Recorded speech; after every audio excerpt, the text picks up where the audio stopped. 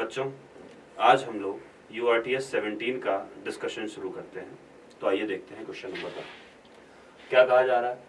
Question number 1 में कह रहे हैं the dimensions of a by b in the equation p equal to a minus t square upon bx where p is pressure, x is the distance and t is time r। तो देखो p equal to हमारे पास लिखा हुआ है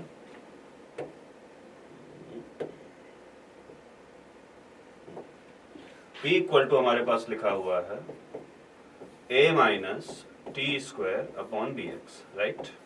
तो बताइए a में से हम टी स्क्वायर को सब्ट्रैक्ट कर रहे हैं, तो जो डायमेंशन टी स्क्वायर की होनी चाहिए वही डायमेंशन a की होनी चाहिए, राइट। यानी बताइए a की डायमेंशन T2 आती हुई, राइट। अब बताइए पूछा गया है आपसे a बाई बी की डायमेंशन, तो पहले b की डायमेंशन निकालेंगे। प्रेशर की डायमेंशन तो लिखेंगे प्रेशर फोर्स अपॉन एरिया, यानी M L minus 1 T minus 2, okay. Equal to क्या बताओ, a और टी स्क्वायर की डायमेंशन है T2 और बताइए b की डायमेंशन आपको निकालनी है, x की डायमेंशन हो गई l, राइट। तो बताइए आपको यहां से जो b की डायमेंशन मिली वो b की डायमेंशन मिल गई कितना, तो आप कहेंगे b की डायमेंशन आती हुई सर टी स्क्वायर अपॉन ये हो गया m l माइनस 1 और l की पावर 1, तो ये हो गया m l 0, राइट। और बताइए t की पावर माइनस 2, ओके। तो बताएं b की डायमेंशन आती हुई m माइनस 1 l 4, ओके। आपसे पूछा गया है a बाई बी की डायमेंशन, तो a बाई बी की डायमेंशन जब पूछी गई है तो a की डायमेंशन है टी स्क्वायर, b की डायमेंशन m माइनस 1 और ये T4, ओके। तो बताइए ये हो गया m माइनस 1 T4, ओके। तो ये बचा हमारे पास m T माइनस 2, यानी बताइए ऑप्शन हमारा पहला यहाँ पे सही होता हुआ, ऑप्शन यहाँ हमारा पहला सही होता हुआ, राइट। क्वेश्चन नंबर 2 कह रहा है ball is thrown vertically upward, which of the following plots represent the speed time graph of the ball during its height, या ड्यूरिंग इट्स जर्नी कह सकते हैं, राइट। तो बताइए जो ग्राफ तुमसे पूछा गया है वो पूरी इंटायर जर्नी के लिए पूछा गया है। यहाँ पे ये बात क्लियर कर दें कि यहाँ पे इसको हमने मान लीजिए यू वेलोसिटी दी होगी, तो जब यू वेलोसिटी देंगे जैसे जैसे ये ऊपर जाएगा, बताएं जैसे जैसे ऊपर जाएगा वैसे वैसे इसकी स्पीड कम होगी, और बताएं जब ये अपनी मैक्सिमम हाइट पे होगा तो आप कहेंगे यहाँ जब मैक्सिमम हाइट पे होगा तो यहाँ वेलोसिटी 0। क्या बताएं जो g है ये g नीचे की तरफ लगेगा, तो आप कह सकते हैं कि स्पीड लगातार कम होनी चाहिए, राइट। और बताइए जैसे ही फिर ये नीचे आने लगेगा g फिर से नीचे की तरफ लगेगा, तो स्पीड फिर लगातार बढ़नी चाहिए और यहाँ पे आके वापस ये स्पीड u हो जाएगी। क्या बताइए vt ग्राफ है, vt ग्राफ का स्लोप देगा एक्सेलरेशन, राइट। तो बताओ एक्सेलरेशन दोनों केसेस में सेम है, स्लोप दोनों केसेस में सेम है। तो बताएं जब ये ऊपर जा रहा होगा तो लिखेंगे v equal to u plus AT यानी u माइनस GT। तो अगर आप इसका वेलोसिटी वर्सेस टाइम ग्राफ बनाते तो क्या बताइए आप कहते कि वेलोसिटी इनिशियली रही होगी मैक्सिमम, जब ये ऊपर जा रहा होगा वेलोसिटी अपवर्ड डायरेक्शन में थी इनिशियली मैक्सिमम, जैसे जैसे ये ऊपर गया वेलोसिटी घटती गई और h मैक्स पे जाके वेलोसिटी 0 हुई, राइट। क्या बताइए उसके बाद जब ये नीचे आना स्टार्ट करेगा तो वेलोसिटी क्योंकि नेगेटिव डायरेक्शन में हो गई तो इस तरह से जाती, लेकिन क्या बताइए आपसे वेलोसिटी टाइम ग्राफ ना पूछ के पूछा गया है speed time graph. Speed time graph बनाने के लिए क्या बताइए वेलोसिटी टाइम ग्राफ में जो नेगेटिव पार्ट होता था इसको हम ऊपर कर देते थे, यानी बताइए ऑप्शन कौन सा, तीसरा यहाँ पे सही होता हुआ बच्चों, राइट। क्वेश्चन नंबर 3 कह रहे the ceiling of a hall is 40 meter high for maximum horizontal distance, the angle at which the ball may be thrown with a speed of 56 meter per second without hitting the ceiling of the hall is, okay। तो बताओ कहा गया है h max कितना हो सकता है, तो आपने कहा h max हो सकता है सर 40 मीटर, राइट। और बताओ h max लिखते हैं हम लोग u square sine square theta by 2g and this is 40, okay. आपको निकालना है साइन थीटा की वैल्यू रखेंगे। u की वैल्यू आपको दी हुई है 56, तो 56 का स्क्वायर अपॉन ये आया 20 और ये sine square theta must be equal to 40। Okay, तो साइन स्क्वायर थीटा की वैल्यू आ गई 40 इंटू 20 बाई 56 इंटू 56। तो बच्चों ये जो साइन स्क्वायर थीटा है ये आ गया 1/4, यानी बताइए साइन थीटा की वैल्यू आ गई 1/2, यानी बताइए थीटा आता हुआ 30 डिग्री। ओके, यानी बताइए ऑप्शन होता हुआ सेकंड। क्वेश्चन नंबर 4 कह रहे हैं block is kept on frictionless inclined surface with angle of inclination alpha, the incline is given an acceleration a to keep the block stationary, then a is equal to. Okay, बताएं यहां पे नीचे लगेगा mg, ये जो triangular veg है ये a acceleration से जा रहा है तो इस पे स्यूडो लगा इधर ma। क्या बताइए इसके रिस्पेक्ट में रुका हुआ है तो ये एंगल बना अल्फा। इधर नॉर्मल के अलोंग अगर हम देखें तो इधर आएगा mg का, क्या बताएं ये अल्फा तो ये एंगल भी अल्फा, तो mg का cos अल्फा इधर आया mg का sin अल्फा, राइट। और बताइए अगर ma की बात की जाए तो आप कहेंगे ma इधर है, कंपोनेंट किए गए तो इधर आया ma का cos अल्फा इधर आया ma का sin अल्फा। और बताइए नॉर्मल रिएक्शन लगा होगा इधर, तो आपसे अगर नॉर्मल रिएक्शन कहें तो लिखेंगे क्या ma sin alpha plus mg cos alpha, right. लेकिन बताइए आपसे ये कहा गया है कि ये वेज के रिस्पेक्ट में रेस्ट पे है, तो बताओ रेस्ट पे कब रहेगा, तो आप कहेंगे जब ma cos अल्फा बराबर हो किसके, mg sin अल्फा के, राइट। तो बताइए m से m गया, a की वैल्यू आती हुई g tan अल्फा के बराबर, यानी ऑप्शन हमारा सेकंड यहाँ पे बच्चों सही होता हुआ। क्वेश्चन नंबर 5 कह रहे हैं the radius of gyration of a uniform rod of length L about an axis passing through one of its ends perpendicular to its length is. तो बताओ इस रॉड का मोमेंट ऑफ इनर्शिया अगर इसके and के अबाउट लिखेंगे तो I equal to लिखा जाएगा ml²/3, राइट। तो बताओ इसको ml²/3 लिखा गया, रेडियस ऑफ gyration के लिए इसको लिखेंगे mk²। क्या बताओ k की वैल्यू यानी रेडियस ऑफ gyration की वैल्यू L/√3 बच्चों यहाँ पे आती हुई, यानी ऑप्शन यहाँ पे थर्ड सही होता हुआ। क्वेश्चन नंबर 6 कह रहे हैं the extension of a wire by the application of a load is 3 mm, the extension of wire of same material and length but half of the radius by the same load is. तो बताओ यहाँ पे जब F equal to लिखते हो तो लिखते हो F/A stress equal to Young modulus into strain, right. तो बताओ जो डेल्टा एल लिखोगे वो डेल्टा एल लिखेंगे हम क्या, FL/AY, राइट। तो बताएं जो डेल्टा एल है मटेरियल सेम है, एक्सटेंशन फोर्स सेम है, तो बताएं आप कहेंगे जो डेल्टा एल है ये सिर्फ एरिया पे डिपेंड कर रहा है, यानी एरिया के इनवर्सली प्रोपोर्शनल है। यानी बताइए हम कह सकते हैं delta L1 by delta L2 is equal to A2 by A1, और बताइए रेडियस का रेशियो दिया है तो इसको कह सकते हैं R2 बाई R1 का होल स्क्वायर, राइट। तो बताइए delta L1 by delta L2, delta L1 हमें दिया हुआ है 3, राइट, अपॉन डेल्टा L2 हमें निकालना है, कह रहे हैं हाफ दी रेडियस। तो बताओ R2 जो है R2 R1/2 हुआ तो इनका रेशियो आएगा 1/2, तो 1/2 का ये स्क्वायर हुआ, तो जो डेल्टा L2 है ये बच्चों आता हुआ आपके पास कितना 12 mm, राइट। यानी ऑप्शन हमारा पहला यहाँ पे सही होता हुआ बच्चों, ओके। इसके बाद क्वेश्चन नंबर 7 कह रहे हैं the planet orbits the sun in elliptical path है shown in the figure, let VP and VA be the speed of planet when the perihelion and aphelion respectively, which of the following relation is correct, okay।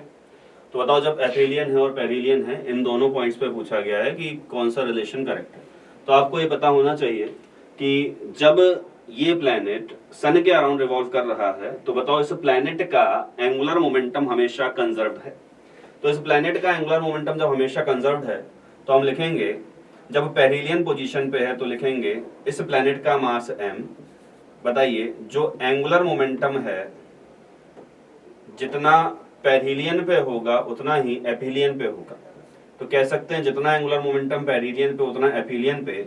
तो बताओ perihelion position पे लिखेंगे तो m into V P into R P must be equal to लिखना चाहिए m into epsilon के लिए V A into R A.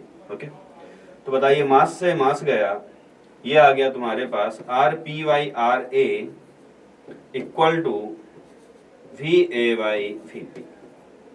Okay, तो जो ऑप्शन है वो पहला मैच कर रहा है ऑप्शन फर्स्ट होता हुआ।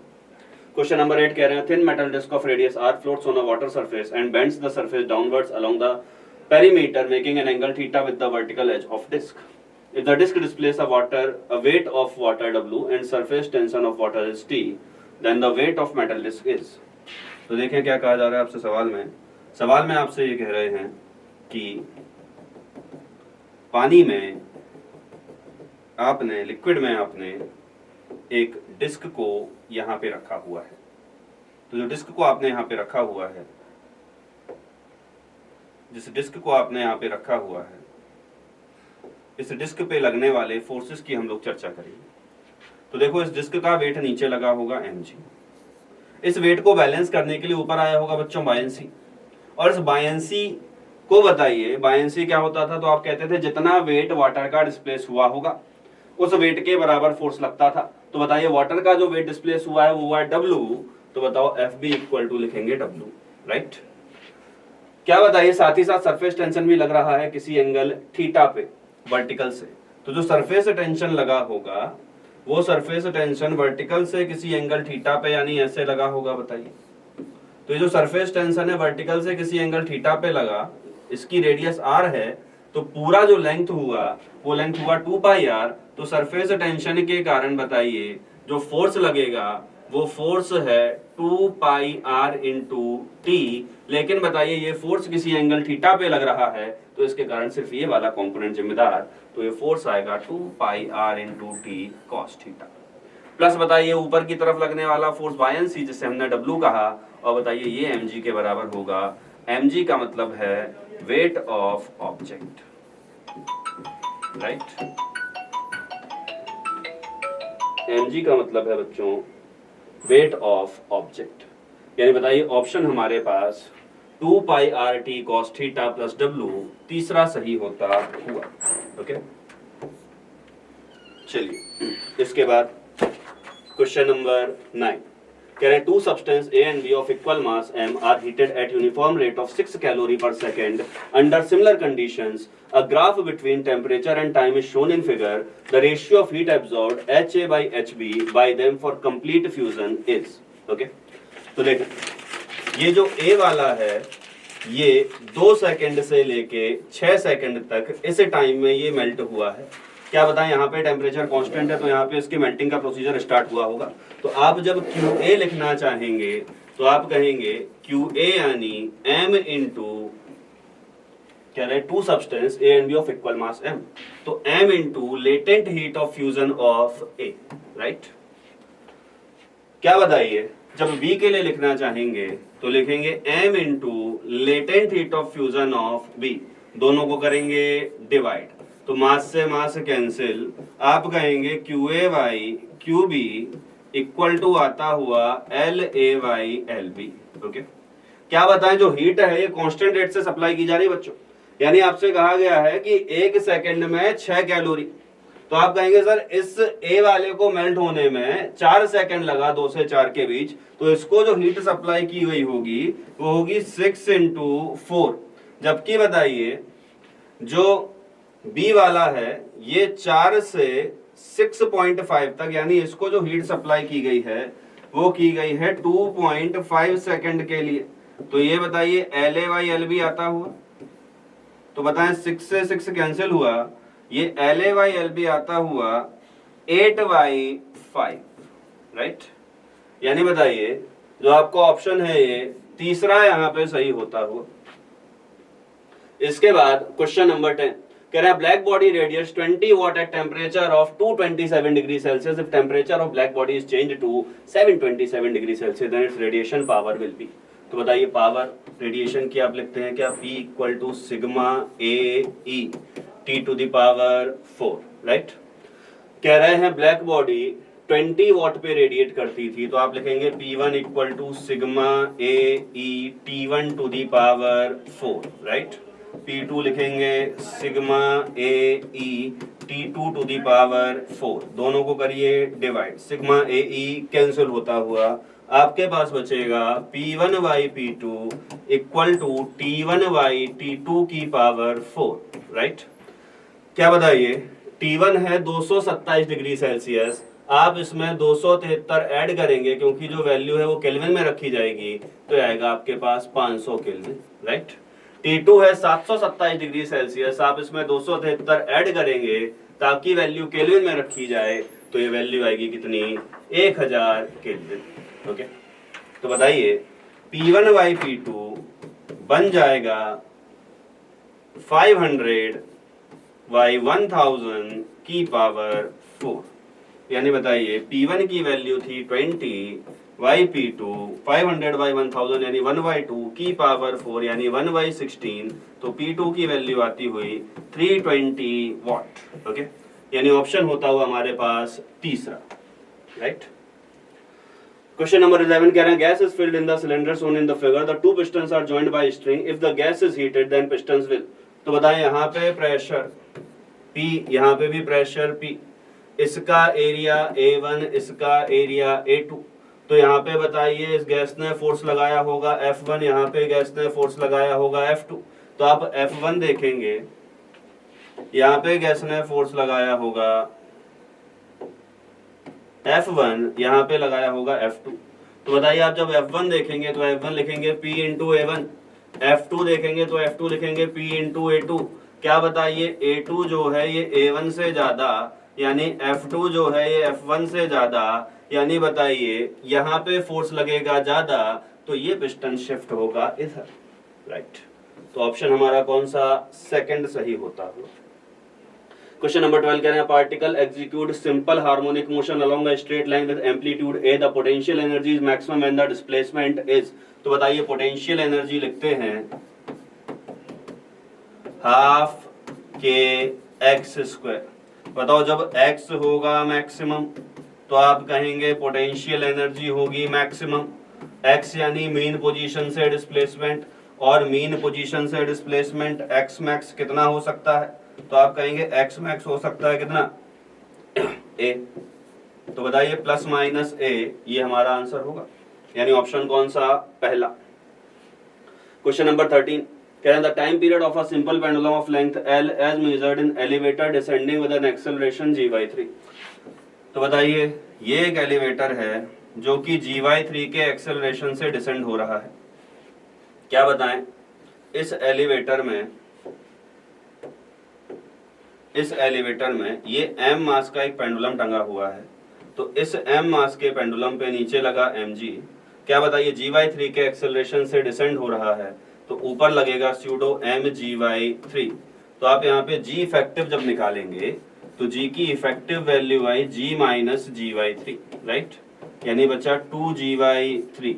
टाइम पीरियड जो लिखते हैं वो लिखा जाता है t equal to 2 pi under root L/g, और g कौन सा, इफेक्टिव वाला, तो हो जाएगा 2 pi under root L/g effective जो कि है 2g/3, तो 3 गया ऊपर, ये आ गया इसका टाइम पीरियड, ओके। यानी बताइए ऑप्शन हमारे पास तीसरा यहाँ पे सही होता हुआ, राइट। चलिए इसके बाद क्वेश्चन नंबर 14 कह रहे हैं organ pipe open from both end produces 5 beats per second when vibrated with a source of frequency 200 hertz, right? The second harmonic of the same pipe produces 10 beats per second with a source of frequency 420 hertz. तो देखें जरा, आपसे कहा गया है पहली frequency कितनी है, 200 हर्ट्ज। कह रहे हैं ऑर्गन पाइप जो है produces 5 beats per second when vibrated with a source of frequency 200 hertz. तो ऑर्गन पाइप को जब 200 हर्ट्ज के साथ वाइब्रेट करते हैं तो जो फ्रीक्वेंसी हो सकती है ऑर्गन पाइप की, क्योंकि यहाँ पे बीट 5 हर्ट्ज आ रहा है, तो इसकी फ्रीक्वेंसी या तो होगी 205 या होगी 195, राइट। ओके, अब कह रहे हैं दूसरी कंडीशन देखते हैं। कह रहे हैं the second harmonic of the same pipe produces 10 beats per second with a source of frequency 420 hertz. तो जब सोर्स की फ्रीक्वेंसी 420 हर्ट्ज होती है तो जो ऑर्गन पाइप है उसका जो सेकंड हार्मोनिक है वो 10 बीट्स देता है। तो बताइए 420 से 10 बीट्स आने की प्रोबेबिलिटी कितनी है? तो आप कहेंगे या तो होगा 410 या होगा 430, राइट। तो बताइए या तो 410 या 430। इसका सेकंड हार्मोनिक निकाल के देखेंगे तो इसका सेकंड हार्मोनिक ये n इक्वल टू अगर हम 205 लेते हैं तो सेकंड हार्मोनिक 2n आएगा 410। तो क्या बताइए, जबकि 195 के साथ ऐसा होने वाला नहीं है, तो क्या बताइए आपका आंसर जो है वो सेकंड होता है। क्वेश्चन नंबर 15, कह रहे हैं the electric charge is uniformly distributed along a long straight wire of radius 1 mm. The charge per centimeter length of the wire is q coulomb. Another cylindrical surface of radius 50 centimeter and length 1 meter symmetrically encloses the wire as shown in the figure. The total electric flux passing through cylindrical surface is. बताइए total electrical flux हम लिखते थे phi equal to Q enclose by epsilon not. यानी बताइए Q enclose का मतलब इस Gaussian surface के अंदर कितना चार्ज फंसा। तो बताओ इसकी लेंथ 1 मीटर है, 1 मीटर यानी हुआ 100 सेंटीमीटर। तो बताइए आपसे कहा गया है क्यू कूलम्ब द चार्ज पर सेंटीमीटर लेंथ, यानी 1 सेंटीमीटर में कितना चार्ज है क्यू। तो 100 सेंटीमीटर में होगा 100 क्यू बाई एप्सिलॉन नॉट। ये आता हुआ क्या, फ्लक्स। यानी ऑप्शन हमारा कौन सा, सेकंड सही होता हुआ, राइट। Question number 16, कह रहे हैं the electric potential V is given as a function of distance x given by V equal to 5x square plus 10x minus 9 volt. The value of electric field at x equal to 1 is.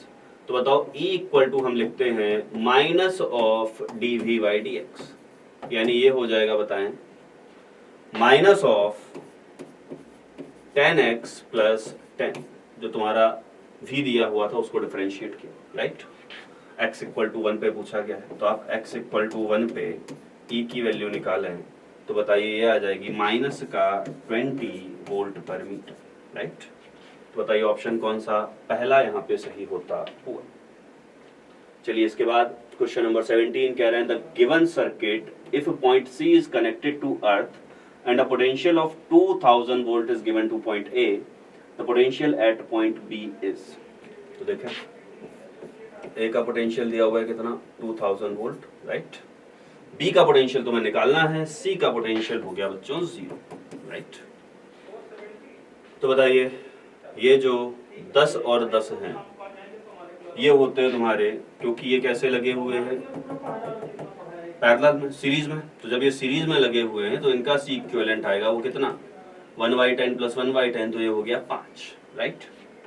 तो बताइए इस 5 के साथ ये 10 आया parallel में, तो आप इसी सर्किट को रीड्रॉ कर सकते हैं कि ये एक 5 माइक्रोफैरेड का कैपेसिटर जिसके साथ इस पूरे सेटअप को हटा के हम लगा देते हैं 15 माइक्रोफैरेड का कैपेसिटर, राइट।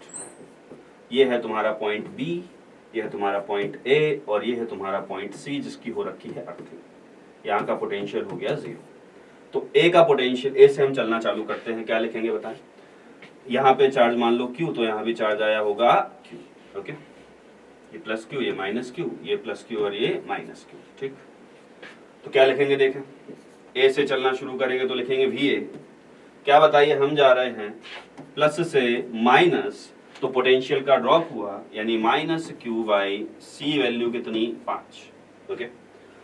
माइनस बताइए फिर गए प्लस से माइनस, तो माइनस क्यू बाई सी की वैल्यू 15 इक्वल टू पहुंच गए सी पे, तो हो गया V C equal to 0, right.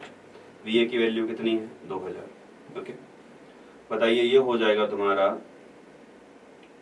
4Q by 15, okay, equal to हुआ कितना 0। तो बताइए जो तुम्हारे पास 2000 इक्वल टू आ गया 4q/15, राइट। तो बताइए यहां से आता हुआ तुम्हारे पास q की वैल्यू ये हुआ 500 इंटू 15, राइट। ये आ गया q की वैल्यू, यानी ये हो गया 7500, ओके, माइक्रोकूलम।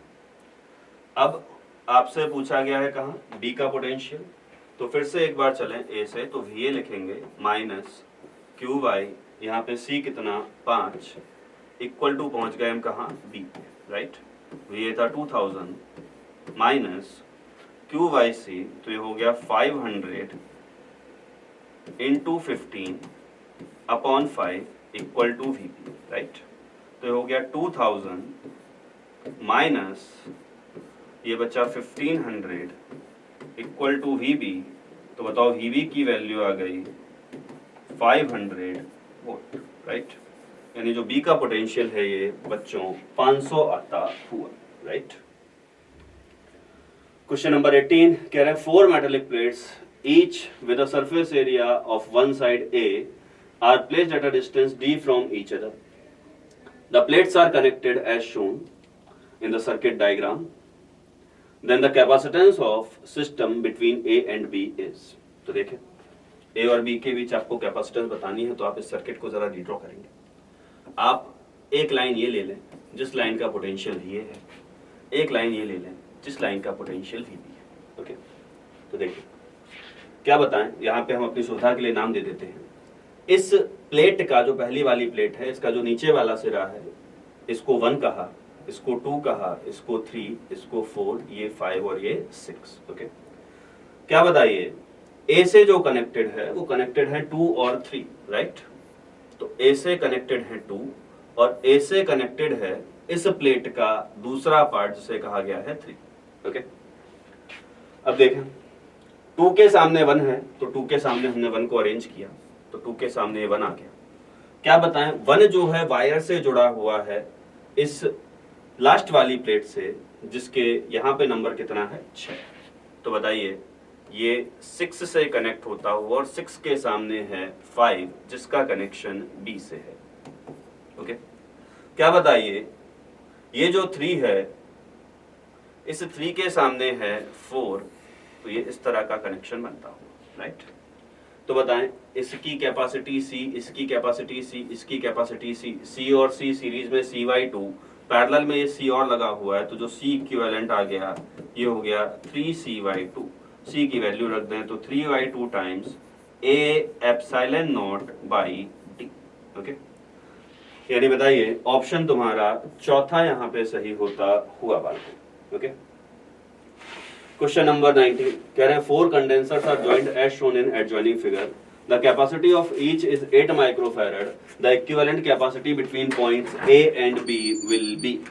तो देखें भैया A और B के बीच इक्विवेलेंट कैपेसिटी पूछी गई है, A और B के बीच इक्विवेलेंट कैपेसिटी पूछी गई है, तो ये हुआ VA। बताओ ये वायर से कनेक्टेड, तो ये भी VA, ओके, और VA। ये B है वायर से कनेक्टेड, तो इसका पोटेंशियल VB, तो यहाँ भी VB, यहाँ भी VB। तो बताओ A और B के बीच कैपेसिटर्स गिन लो, एक ये लगा हुआ, एक ये लगा हुआ, एक ये लगा हुआ, एक ये लगा हुआ। यानी आप कह सकते हैं कि ये चारों कैपेसिटर एक दूसरे के साथ कैसे लगे हैं, पैरेलल में, एक ऐसे ऐसे ऐसे और ये ऐसे, राइट। ये VA है, ये VB है। तो बताइए चारों पैरेलल में, तो अगर एक की कैपेसिटी C, तो C इक्विवेलेंट आ गया 4C, C की वैल्यू है 8, राइट, 8। तो बताओ ये आ गया 32 माइक्रोफैराड। यानी ऑप्शन हमारा कौन सा पहला सही होता हुआ बच्चों। क्वेश्चन नंबर 20 कह रहे हैं 2 batteries of EMF 4 and 8 volt with internal resistance 1 ohm and 2 ohm are connected in a circuit with resistance of 9 ohm as shown in the figure. The current and potential difference between points P and Q are. P और Q के बीच तुम्हें बताना है current और potential difference. देखो P से चलना शुरू करते हैं, ऐसे इस लूप में घूमेंगे बच्चों। चलो तो P से चलो, क्या लिखोगे VP, P से चलते हैं ऐसे, माइनस पहले एक लूप में घूमेंगे। क्या बताओ करंट की डायरेक्शन ये होगी, 8 वोल्ट से करंट ऐसे निकली होगी, तो ये करंट इस तरह से जाएगी। तो लिखेंगे VP माइनस I इंटू यहाँ पे रेजिस्टेंस 9, ठीक, फिर यहाँ पहुंचे माइनस I इंटू यहाँ पे रेजिस्टेंस 2। और बताइए फिर हम गए हैं माइनस से प्लस, यानी पोटेंशियल का हुआ है रेज, तो प्लस 8।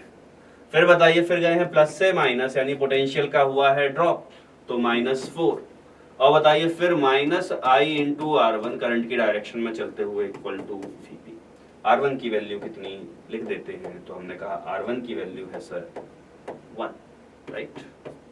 तो बताइए P पे पहुंचते हुए ये आपस में निपट गए, आपके पास ये बचा कितना, प्लस 8 माइनस 4, तो ये बचा प्लस 4, राइट। और 9 2 11 1 12 माइनस 12i इक्वल टू 0, यानी बताइए I की वैल्यू आ गई 1/3, ओके, एम्पियर। तो I की वैल्यू 1/3 एम्पियर आ चुकी है। अब बताओ P से Q के बीच तुम्हें पोटेंशियल डिफरेंस निकालना है, तो या तो ऐसे जाओ या ऐसे जाओ, एक ही बात है। तो बताओ Vp माइनस VQ कितना लिखोगे, तो आप कहोगे सर Vp माइनस VQ बराबर लिखा जाएगा I into R, right. R कितना 9, I कितना 1/3, तो 1/3 इंटू 9, ये आता हुआ 3 वोल्ट, यानी करंट 1/3 एम्पियर और ये होना चाहिए 3 वोल्ट। तो करंट 1/3 कहाँ दिख रही है, सिर्फ यहीं दिख रही है। अरे वाह, इसको तो ऐसे ही सॉल्व कर सकते हो तुम करंट निकाल के, क्या करना नहीं। क्वेश्चन नंबर 21 कह रहे हैं a current I ampere flows in a circular arc of wire whose radius is R with subtend an angle 3π/2 radian at its center. The magnetic induction B at center is। Centre पे बच्चों आपसे magnetic induction पूछा गया, ठीक है। तो बताओ B equal to हम लिखते थे μ0/4π टाइम्स I/R इंटू थीटा, और थीटा कितना लिखा जाता है, तो आप कहते हैं थीटा जो है एंगल होता था जो रिंग ने सबटेन किया हो सेंटर पे।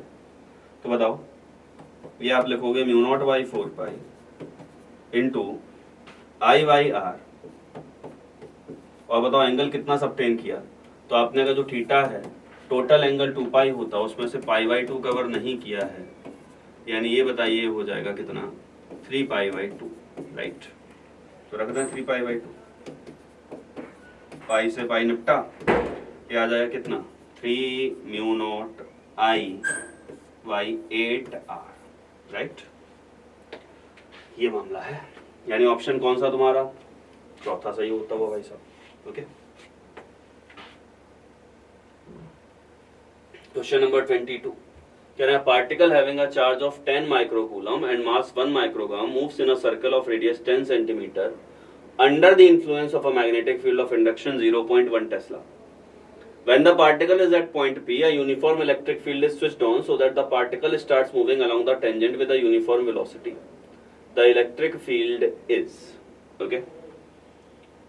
इलेक्ट्रिक फील्ड पूछी गई है, एक बार फिर से सवाल को पढ़ लें। पार्टिकल पे चार्ज है 10 माइक्रोकूलम, मास है 1 माइक्रोग्राम, सर्कल ऑफ रेडियस कितना 10 centimetre, under the influence of magnetic field induction 0.1 Tesla. When particle is at point P, a uniform electric field is switched on so that the particle starts moving along tangent with a uniform velocity. Tangent के along ये भाई साहब चलने लगे, ये कहा गया। और ऐसा कब पॉसिबल है, जब इस पे नेट फोर्स कितना हो 0, और नेट फोर्स 0 कैसे होगा, तो आप कहेंगे सर देखिए ऐसा अगर ये सर्कल में घूम रहा है तो इस पे जो फोर्स है Q times V cross B लगना चाहिए मैग्नेटिक फोर्स। क्या बताइए, जो मैग्नेटिक फील्ड है अंदर की तरफ, वेलोसिटी इधर, तो V क्रॉस B किया तो जो फोर्स है मैग्नेटिक फोर्स ये आएगा इधर, जो कि सेंट्रीपिटल फोर्स का काम करेगा। क्या बताइए, ये अगर स्ट्रेट लाइन में जा रहा है तो इस पे नेट फोर्स 0 होना चाहिए। अगर नेट फोर्स 0 ना होता, सिर्फ सेंट्रीपिटल फोर्स होता, तो ये सर्कल में घूमना कंटिन्यू करता। तो क्या बताइए, इस पे QE नाम का जो फोर्स है वो लगा होगा इधर, तभी इस पे नेट फोर्स 0 हुआ। यानी हम कह सकते हैं बेसिकली करना है Fm equal to QE, okay, यानी QVB इक्वल टू QE के बराबर करना है, यानी बताइए V into B equal to QE होना चाहिए। अब तुम्हें क्या चाहिए, B दिया हुआ है, वेलोसिटी पता करनी है, वेलोसिटी के लिए भी मामला दिया हुआ है। बताओ रेडियस हम लिखते थे R equal to mv/QB, right. तो यहाँ से आप V की वैल्यू अगर निकाल लें तो आ जाएगा QBR/m, राइट। ये रख दें यहाँ पे भैया, तो देखिए, तो V की वैल्यू हम रखते हैं, तो ये हो जाएगा तुम्हारे पास ये Q तो चला गया था, ठीक है,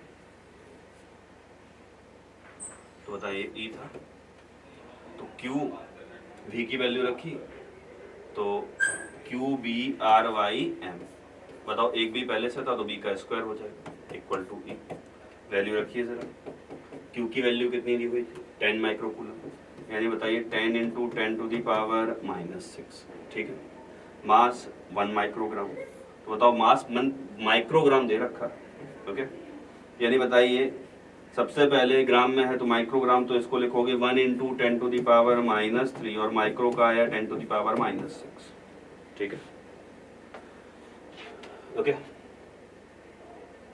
क्योंकि हमें केजी में रखना पड़ेगा। In a circle of radius 10 centimetre, ठीक है, बी की वैल्यू दे रखी है 0.1 टेस्ला, 0.1 यानी 10 टू दी पावर -1 हुआ, तो बताओ स्क्वायर करोगे तो 10 to the power -2, right, into बताइए जो तुम्हारा रेडियस हुआ ये 10 सेंटीमीटर, तो मीटर में 0.1 इक्वल टू ई होना चाहिए, राइट, तो बताइए 10 पावर -3 से 10 पावर -3 गया, 10 पावर -6 से 10 पावर -6 गया, ई की वैल्यू आती है हमारे पास 10 वोल्ट पर मीटर, राइट, यानी बताइए ऑप्शन हमारा तीसरा यहाँ पे सही होता हुआ। क्वेश्चन नंबर 23 कह रहे हैं magnetized wire of magnetic moment m and length 2l is bent to form a semi circle of radius r, okay, magnetized wire of magnetic moment m and length 2l is bent to form a semi circle of radius r, तो बताओ इसकी length कितनी है 2l, okay, तो length इसकी जब 2l है, magnetic moment m है, तो m इक्वल टू लिखोगे क्या, स्मॉल m ये था, m इक्वल टू लिखोगे small m into 2l, right, क्या बताएं फिर इसी को बेंड कर दिया गया किस फॉर्म में, एक सेमी सर्कल के फॉर्म में, तो बताओ जब इसको बेंड कर दिया एक सेमी सर्कल के फॉर्म में, तो बताइए ये लेंथ थी 2l, okay,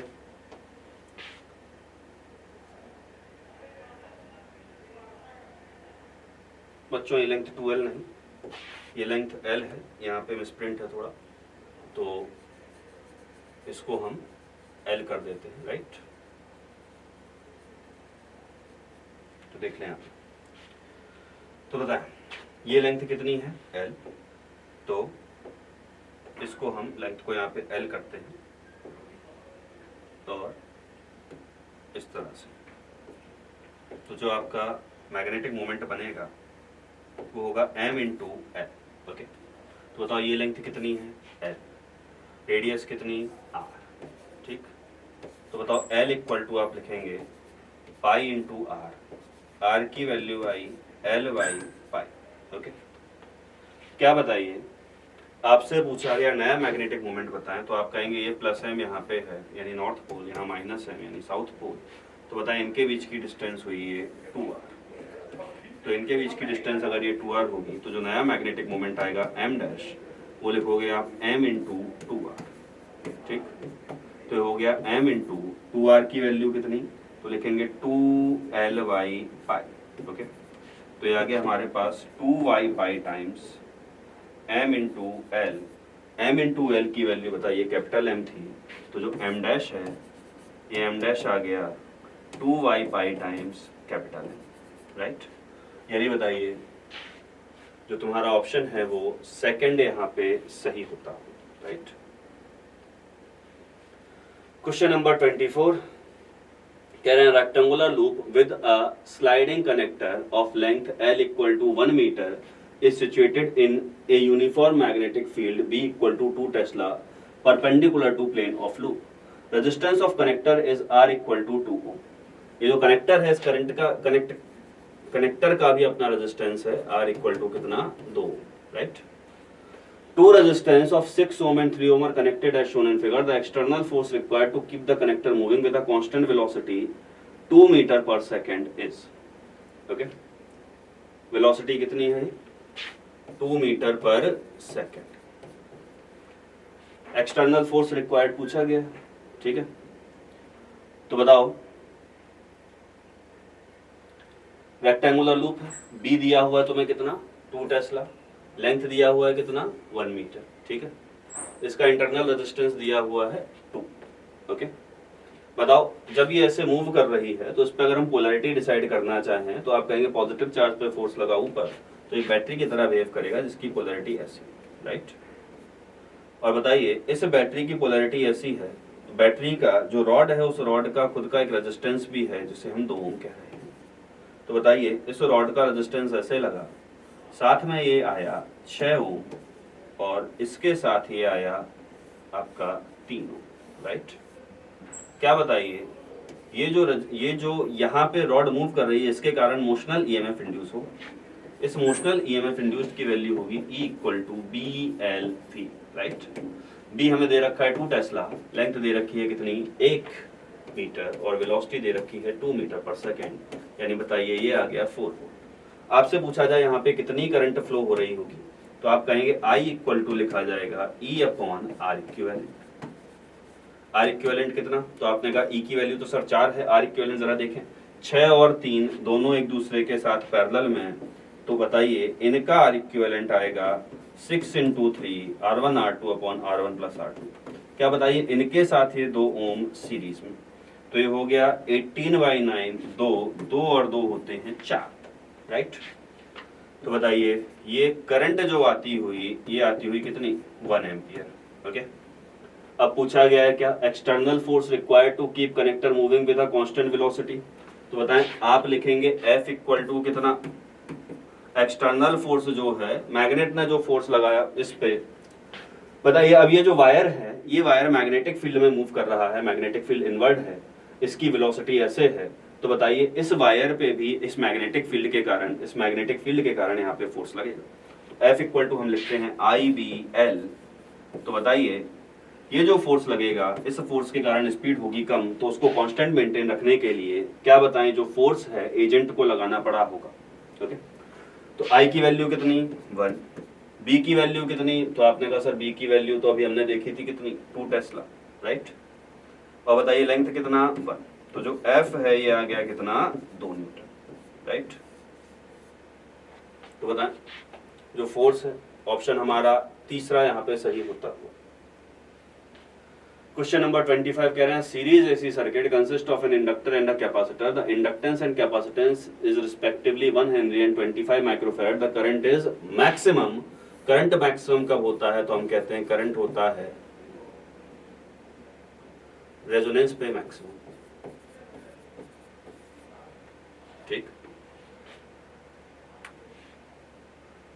then angular frequency, तो ओमेगा कितना लिखा जाएगा, तो आप लिखेंगे ओमेगा की वैल्यू 1/√LC, तो बताएं ये हो गया 1/√, एल कितना, तो आपने कहा एल है सर 1 हेनरी, सी है 25 माइक्रोफैराड, तो इंटू 25 इंटू 10⁻⁻⁶। तो बताओ जो ओमेगा है ये आ जाएगा, इसको ऊपर ले जाएंगे तो 1000/25 का रूट लिया, ये आ गया 5, ओके। तो बताइए ये हो गया तुम्हारे पास 200, तो ऑप्शन हमारा कौन सा पहला होता हो, ओके। क्वेश्चन नंबर 26 कह रहे हैं 100 watt bulb B1 and 260 watt bulbs B2 and B3 are connected to a 250 volt source as shown in the figure. Now W1, W2 and W3 are the output powers of bulb B1, B2 and B3 respectively. Then तो देखें भाई, देखें आपसे कहा जाए B1 के लिए सबसे पहले लिखें तो आप सबका रेजिस्टेंस पहले कंपेयर कर लीजिए। V1 का रेजिस्टेंस लिखा जाएगा R1 जो कि हम लिखेंगे V²/, बताओ R इक्वल टू लिखते हैं V²/P, P equal to V²/R, okay. तो इसका रेटेड वोल्टेज अगर V है, तीनों का रेटेड वोल्टेज, तो बताइए लिखा जाएगा क्या, B1 के लिए resistance R1 equal to V²/, इसकी पावर कितनी 100, राइट। R2 जो है ये लिखा जाएगा कितना, तो आप कहेंगे R2 लिखा जाएगा V²/16, और बताइए जो R3 है ये R3 भी यही लिखा जाएगा, तो हम कह सकते हैं यहाँ पे कि R1 और R3 तो एक दूसरे के बराबर है, ठीक। लेकिन बताइए सॉरी R2 और R3 तो एक दूसरे के बराबर है, तो R2 और R3 एक दूसरे के बराबर है, ये बात सही है। लेकिन बताइए जो R1 है वो इन दोनों से छोटा है, ठीक है। तो बताएं, आपसे पूछा गया इनके अक्रॉस पावर कंजम्पशन, तो पावर कंजम्पशन बराबरी से देखते हैं। क्या बताएं, इसके अक्रॉस पूरा जो भी पोटेंशियल ड्रॉप है V नॉट वो हुआ होगा, ओके। तो आप लिख सकते हैं V नॉट की वैल्यू, हालांकि यहाँ 250 वोल्ट दी हुई है जिसके में कोई रिक्वायरमेंट वैसे नहीं है, ओके।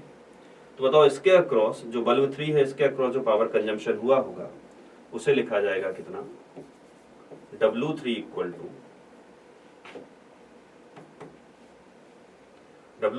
टू इसके लिए लिखा जाएगा कितना, V not square by R3, right. क्या बताएं, अब बारी आती है बल्ब 1 और बल्ब 2 की, दोनों में करंट सेम जा रहा है। तो बताओ दोनों में जब करंट सेम जा रहा है तो इसके अक्रॉस पोटेंशियल ड्रॉप हुआ होगा V1 और इसके अक्रॉस पोटेंशियल ड्रॉप हुआ होगा V2। V1 को आप लिखेंगे बताइए I इंटू R1 और V2 को लिखेंगे क्या, I इंटू R2। आपको ये पता है कि जो R2 है ये R2 R1 से ज्यादा है, राइट। तो बताइए इसके अक्रॉस जो पोटेंशियल ड्रॉप रहा होगा वो ज्यादा रहा होगा। तो क्या बताएं, इसके अक्रॉस पोटेंशियल ड्रॉप जब ज्यादा रहा होगा तो आप कहेंगे इनमें सीरीज में करंट इनमें सेम जा रही है, तो इसके अक्रॉस जो पावर लॉस हुआ होगा W1 वो लिखेंगे आप I स्क्वायर R1 और W2 लिखेंगे क्या, I square R2, right.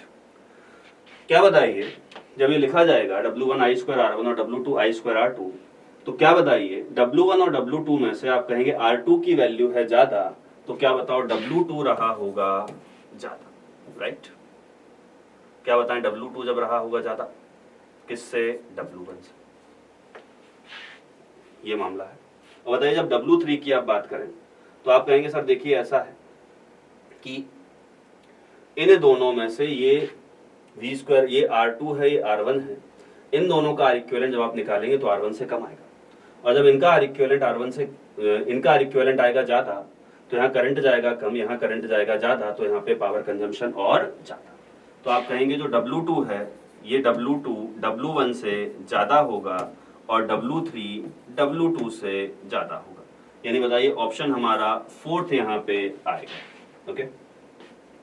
Question number 27, कह the figure below shows current in part of electric circuit, the current I is. तो बताइए यहाँ पे 2 और 2 एज कितना जा रहा है, 4 एम्पियर, ओके। यहाँ पे 1 एम्पियर गया तो यहाँ आएगा 3 एम्पियर, और बताइए यहाँ पे 1.3 एम्पियर गया तो यहाँ पे जाना चाहिए कितना, 1.7 एम्पियर, क्योंकि इनका समेशन 3 होगा। तो ऑप्शन कौन सा, पहला यहाँ पे सही होता। क्वेश्चन नंबर 28, बताइए कह रहा है point object O is placed in front of a glass rod having spherical end of radius of curvature 30 cm. The image would be formed at mu g equal to 3/2 दिया हुआ। तो बताएं इसके लिए आप लगाएंगे mu2/v minus mu1/u equal to mu2 minus mu1/r, okay. Value रखना शुरू करें, v तुम्हें चाहिए, ग्लास के लिए mu2 तो 3/2, ओके, v माइनस mu1 हुआ 1 अपॉन u कितना, तो आपने कहा u हुआ सर माइनस का 50, ओके, इक्वल टू बताओ mu2 माइनस mu1 यानी 3/2 माइनस 1 दैट इज 1/2, और r की वैल्यू कितनी, तो आपने कहा r की वैल्यू है सर +30, ओके। तो बताइए ये आ गया तुम्हारे पास 3/2 भी इक्वल टू, ये इधर जाएगा प्लस प्लस, ये माइनस हुआ तो 1/60 माइनस 1/50, ओके। एलसीएम लिया तो 3/2 भी इक्वल टू आ गया, ये नीचे 60, इधर आया 1 माइनस 4, ओके। तो बताइए 3/2 भी आ गया तुम्हारे पास कितना, 3 माइनस का 3/60, राइट। तो बताइए 3 से 3 गया, ये इधर गया, v की वैल्यू आती हुई माइनस का 30 सेंटीमीटर, ओके। तो बताओ माइनस 30 सेंटीमीटर यानी ग्लास से 30 सेंटीमीटर कहाँ, लेफ्ट में, यानी ऑप्शन कौन सा, फर्स्ट यहाँ पे सही होता हुआ। क्वेश्चन नंबर 29 कह रहे हैं the focal length of objective and eye piece of a compound microscope are 2 centimetre and 3 centimetre respectively. The distance between the objective and eye piece is 15 centimetre. The final image formed by the eyepiece is at infinity. Okay, the two lenses are thin. The distance in centimeter of object and image produced by the objective measured from objective lens are respectively. बताओ, कह रहे हैं the distance of object and image दोनों निकालना है, ठीक है. और क्या दिया हुआ है, the final image is at infinity. तो बताओ जो लेंथ ऑफ ट्यूब है वो लिखोगे क्या, v not plus f e. V not यानी ऑब्जेक्टिव से डिस्टेंस, एल दिया हुआ है कितना 15 equal to v not plus f e दिया हुआ है कितना 3. तो वी नॉट की वैल्यू आ गई कितना 12, राइट. वी नॉट की वैल्यू यहाँ पे 12 आती हुई. तो बताइए अब वी नॉट यानी ऑब्जेक्टिव से जो तुम्हारा इमेज बनी है वो तुम्हें पता लग गया है. तो बताओ इमेज पता लग गया है, तुम्हें ऑब्जेक्ट पता लगाना है. लिखोगे 1/v minus 1/u equal to 1/f. Okay, तो बताओ यहाँ पे जो v है ये v नॉट हुआ, u है u नॉट हुआ, f है f नॉट हुआ. तो 1/v नॉट कितना 12 minus 1/u not equal to 1/f not कितना, तो वो दे रखा था तुम्हें कितना. ओके, तो बताओ यहाँ पे तुम्हें आ गया क्या 1/12 minus 1/2 equal to 1/u not. Okay, LCM लिया तो ये आ गया तुम्हारे पास 12 और ये 1 माइनस ये हो गया 6. Okay, equal to 1/u not. तो बताइए जो u नॉट की वैल्यू है ये आ गई माइनस का 12/5. ओके, यानी माइनस का 2.4 सेंटीमीटर. तो बताएं आंसर कौन सा होता हो, तो आप कहेंगे 2.4 एंड 12 यानी ऑप्शन 1 आता हो. ओके, क्वेश्चन नंबर 30 कह रहे हैं असर्शन में interference pattern is made by using blue light instead of red light, the fringe becomes narrower. क्या बताइए, ये स्टेटमेंट सही है. तो आप देखेंगे कि ब्लू लाइट जो बीटा हम लिखते हैं फ्रिंज विड्थ वो लिखते हैं lambda D by D, right. तो जिसका लैम्डा ज्यादा, तो आप कहेंगे लैम्डा रेड का ज्यादा है लैम्डा ब्लू से. तो आप कह सकते हैं ब्लू का लैम्डा कम तो ब्लू का फ्रिंज विड्थ भी होना चाहिए कम, तो बीटा रेड का होगा ज्यादा in comparison to beta of blue, right. कह रहे हैं interference pattern is made by using blue light instead of red light, the fringe becomes narrower. बिल्कुल सही है. क्या बताइए रीजन में क्या कहा गया, in Young's double slit experiment fringe width is given by relation beta equal to lambda d by d. तो ये भी सही है. और बताइए ये जो रीजन है ये असर्शन को एक्सप्लेन भी कर रहा है क्योंकि इसी रीजन के कारण, इसी फॉर्मूले के कारण तो ये हुआ, राइट. तो ऑप्शन हमारा कौन सा 1 यहाँ पे सही होता हुआ.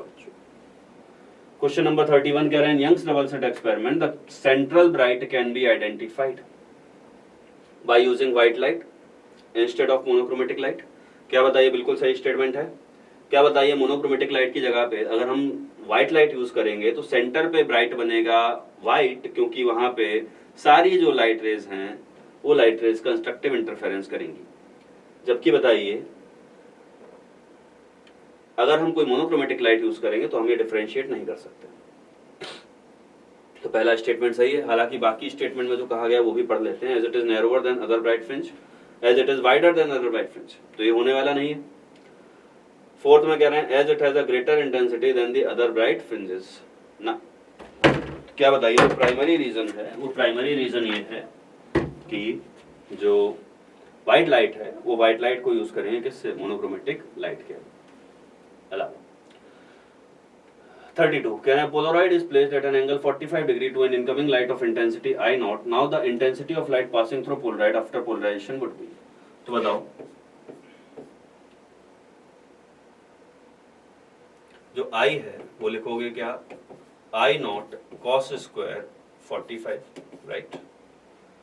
क्या बताइए ये लाइट अनपोलराइज तो लिखा नहीं है, incoming light of intensity I not लिखा है. तो आई इक्वल टू क्या लिखोगे, आई नॉट कॉस स्क्वायर 45 यानी कितना हुआ 1/2. तो आई की वैल्यू हो गई कितनी, आई नॉट बाई 2. ओके.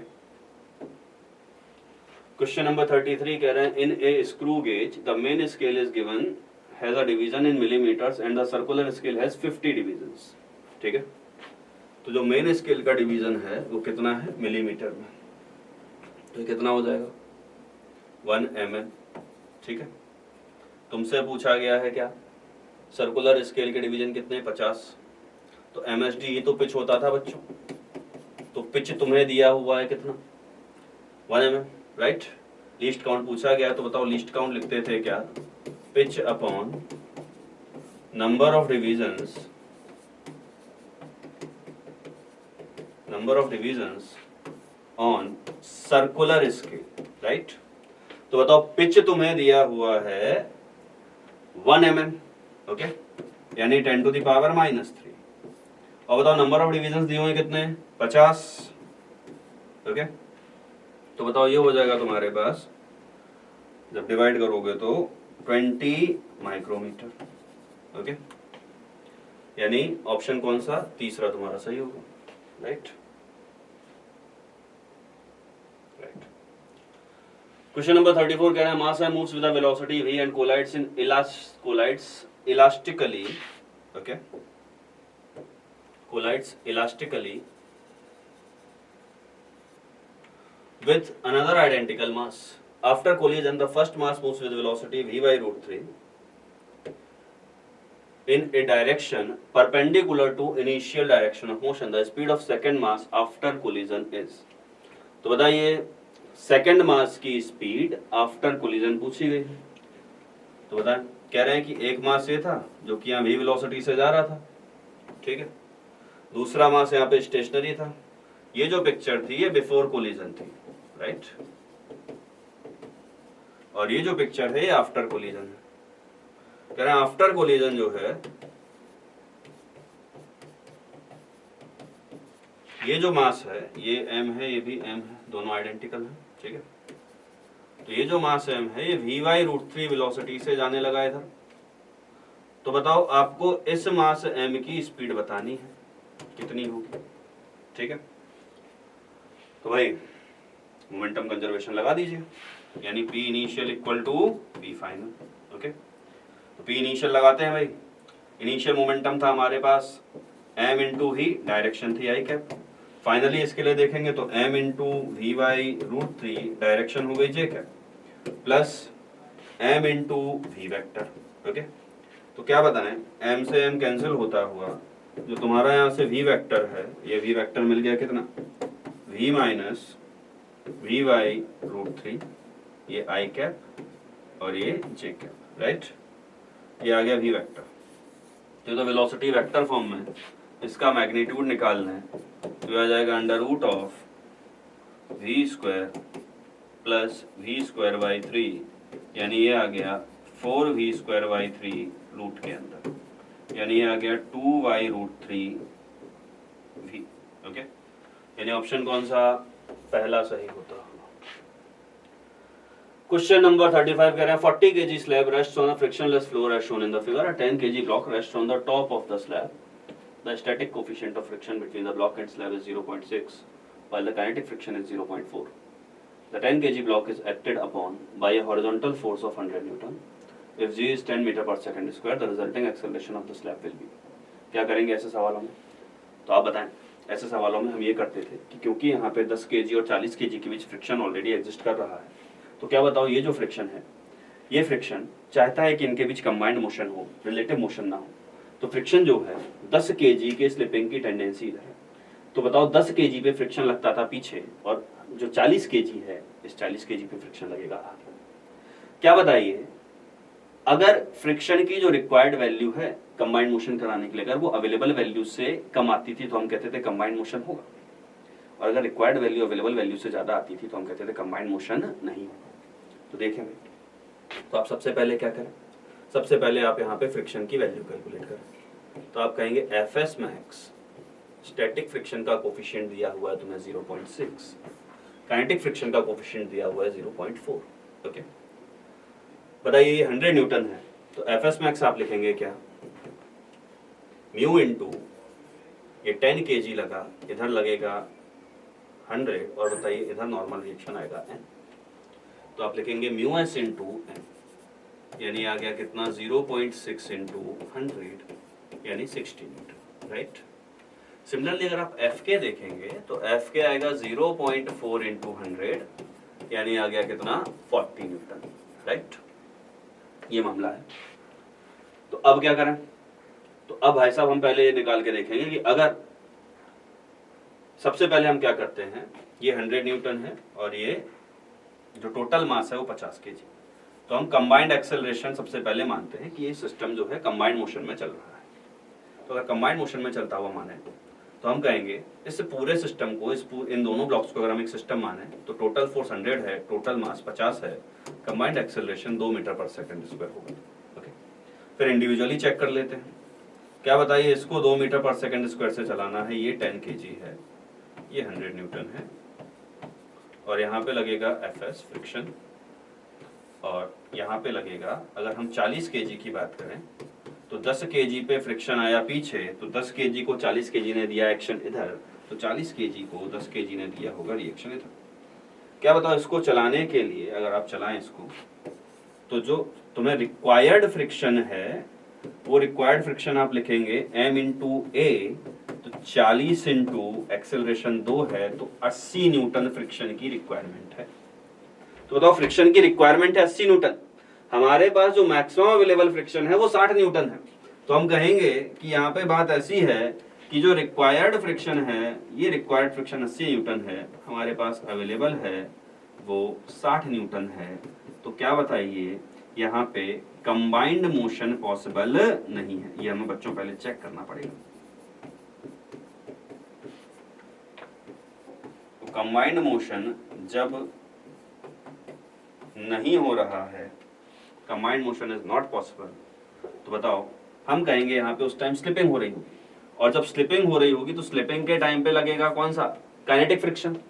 और बताइए जब स्लिपिंग हो रही होगी तो यहाँ पे जो काइनेटिक जो फ्रिक्शन है वो काइनेटिक फ्रिक्शन लगेगा, और काइनेटिक फ्रिक्शन की मैक्सिमम वैल्यू कितनी, तो आप कहेंगे सर 40 kg पे लगने वाला जो फोर्स है ये फ्रिक्शन, और ये कौन सा एफ के मैक्स, और एफ के की वैल्यू 40 न्यूटन है।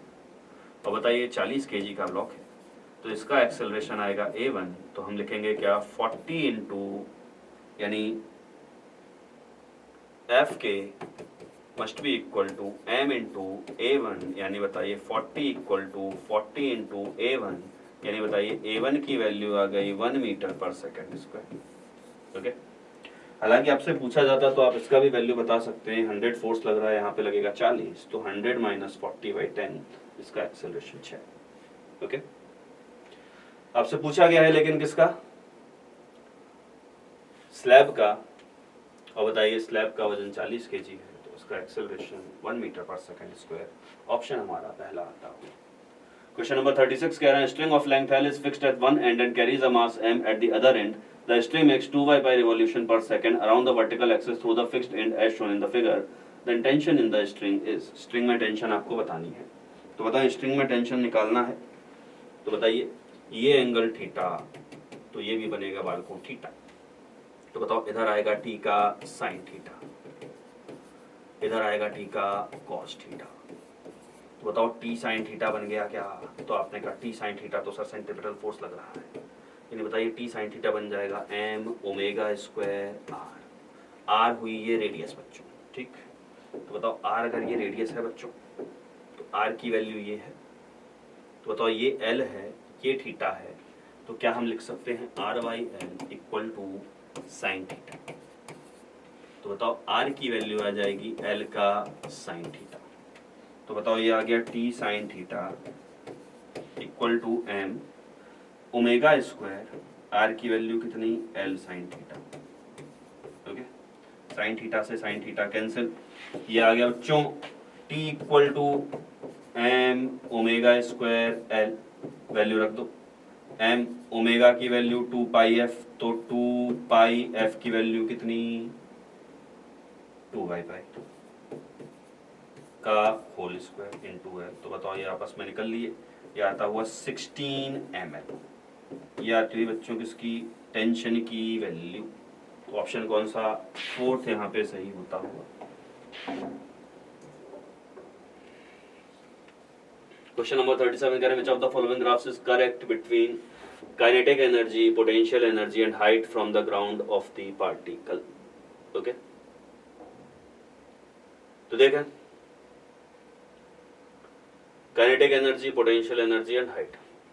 क्या बताओ के ई प्लस पी, क्योंकि बताओ जब तुम इस पार्टिकल को ऊपर फेंकोगे तो पार्टिकल को ऊपर फेंकने से हाइट लगातार बढ़ेगी, लेकिन कोई नॉन कंजर्वेटिव फोर्स फैक्टर नहीं कर रहा है, तो के ई प्लस पी इन दोनों का सम हमेशा कांस्टेंट होना चाहिए, राइट। तो जैसे जैसे ऊपर जाएगा तो ऊपर जाने से हाइट बढ़ेगी h, तो तुम पोटेंशियल एनर्जी लिखोगे U इक्वल टू mgh। क्या बताओ ग्राउंड पे पोटेंशियल एनर्जी थी 0, और जैसे जैसे आगे जाते गए पोटेंशियल एनर्जी लगातार बढ़ती गई। और बताइए ये जो पोटेंशियल एनर्जी है U, ये डायरेक्टली प्रोपोर्शनल है h के, तो स्ट्रेट लाइन होगा।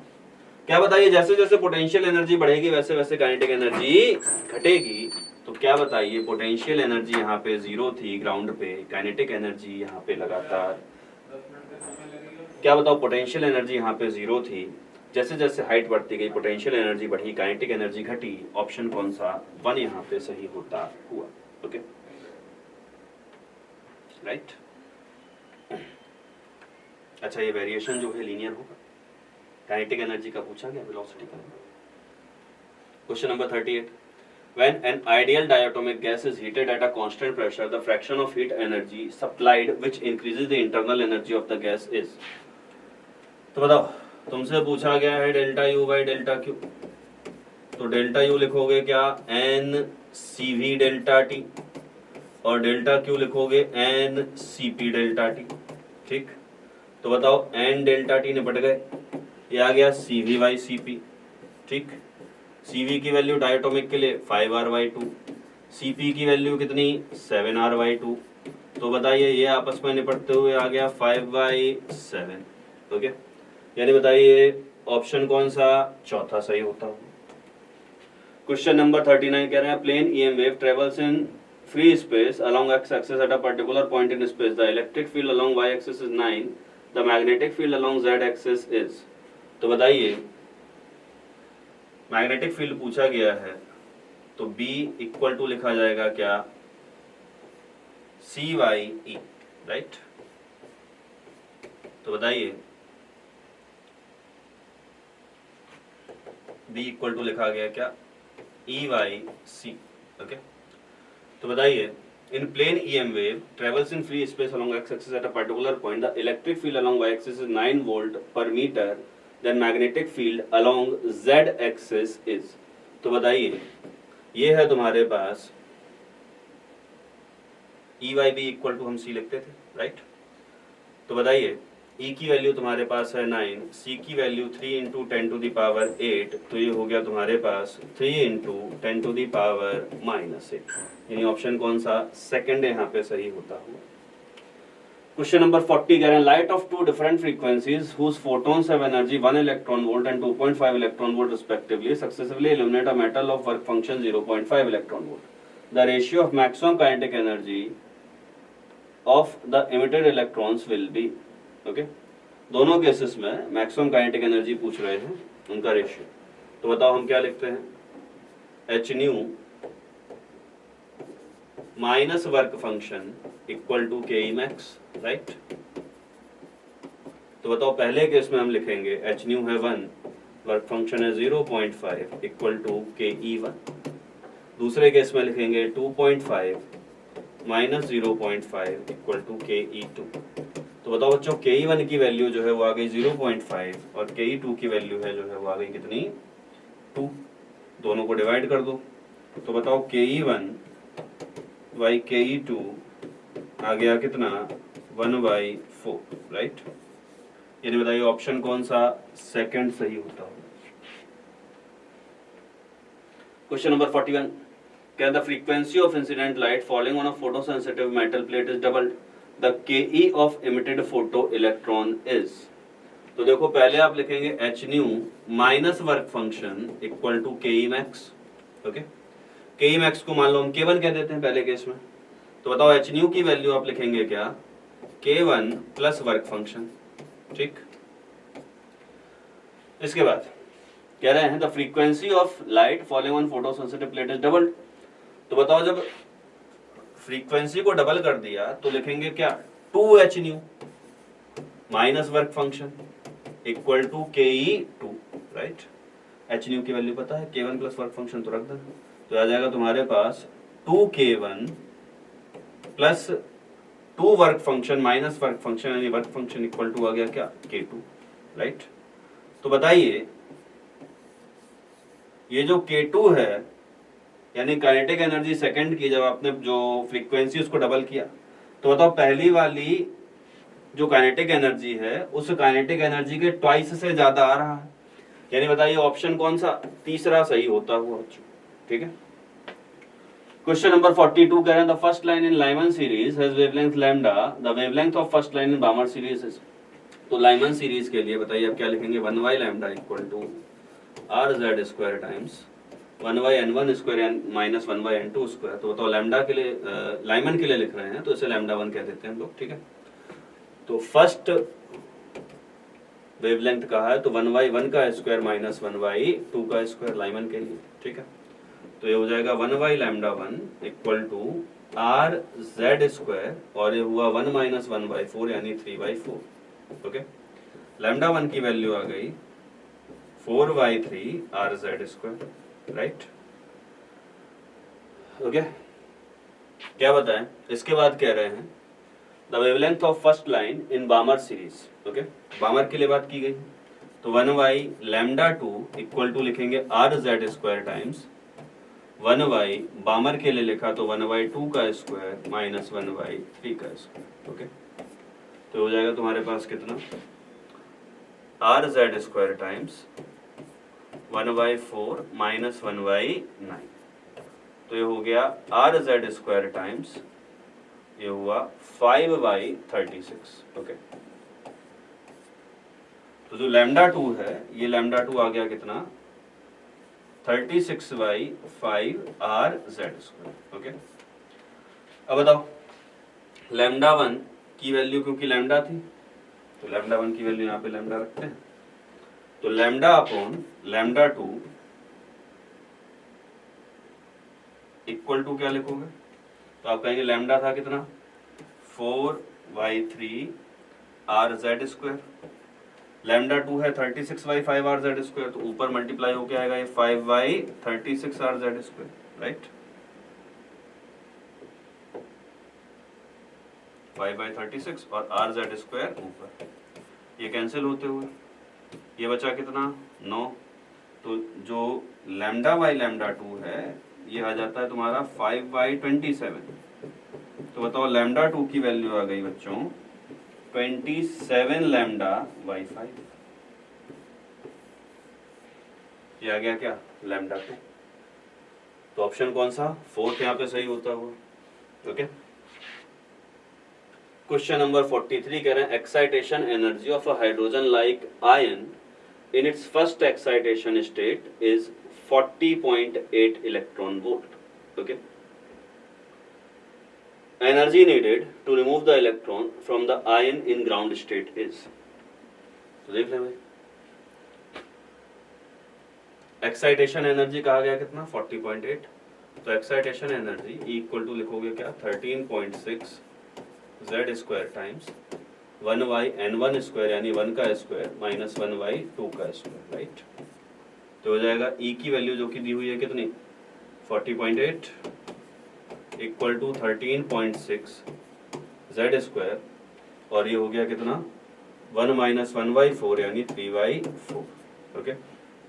यहाँ से बताइए z स्क्वायर आपने कैलकुलेट किया तो आ गया 4, z की वैल्यू आ गई कितनी 2, निकला क्या हीलियम।